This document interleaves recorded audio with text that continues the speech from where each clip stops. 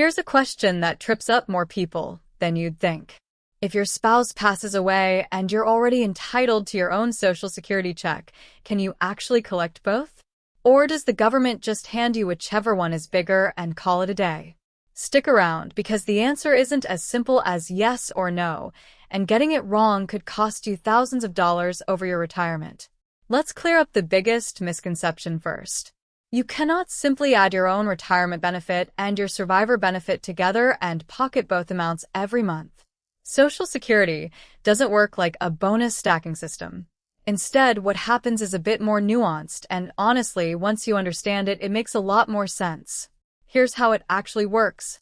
Social Security looks at both benefits you're eligible for, your own retirement benefit based on your personal work history, and the survivor benefit based on your late spouse's work record. Then, instead of paying you both in full, they pay you the higher of the two amounts. So, in a sense, yes, you're technically eligible for both. But practically speaking, you'll receive whichever benefit gives you the larger monthly payment, not the sum of both. Now here's where it gets interesting, and this is the part most people don't realize. You actually have some strategic flexibility in how you claim these benefits, especially if you're old enough. Depending on your age, you might be able to file for one benefit first, let the other one continue growing, and then switch over later. For example, someone might choose to start with survivor benefits earlier, while allowing their own retirement benefit to keep increasing until it hits its maximum value, usually at age 70. Then they switch over to their own higher benefit later on. Or it can work the other way around too, depending on which benefit is larger at different ages. This kind of sequencing can make a real difference in your total lifetime income from Social Security. But it's also where a lot of people leave money on the table, simply because they didn't know switching was even an option, or they filed too early without understanding how it would lock in a lower amount permanently. Another detail worth knowing is that survivor benefits have their own age rules, separate from retirement benefits. You may be able to start receiving survivor benefits as early as age 60, though at a reduced rate if you claim before your full retirement age. Waiting can increase that amount, similar to how delaying your own retirement benefit increases yours.